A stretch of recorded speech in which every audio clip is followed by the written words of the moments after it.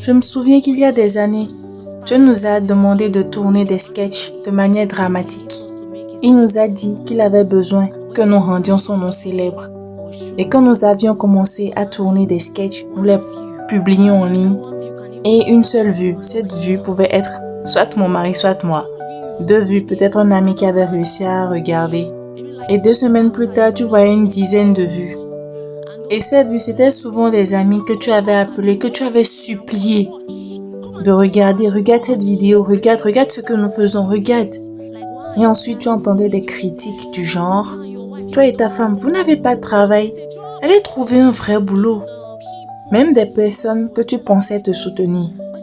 Mais ce n'était pas leur faute. Elles voyaient 5 vues, 2 vues. En 2 semaines, 10 vues. Des personnes qui voulaient que tu grandisses, alors elles te donnaient des critiques sincères. Tout ça parce que ça ne ressemblait pas à la prophétie. Quand on postait les vidéos et quand on voyait 2, 3 vues, mon mari et moi, on se disait: mais nous avons quand même entendu Dieu. Il nous a dit que nous devions rendre son nom célèbre.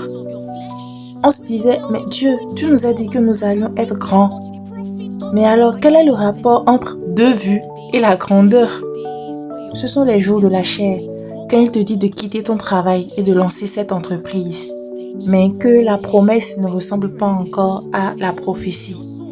Les jours de la chair, ce sont les jours où ton appel, ta mission, ce que Dieu t'a dit, les instructions qu'il t'a données sont mises à l'épreuve. Nous y étions, nous l'avons vécu. L'année qui a suivi, des voleurs sont venus voler notre matériel. L'envie d'abandonner est venue. Mais nous avons dit: Dieu, nous sommes fatigués. Et même dans notre fatigue, nous avons continué.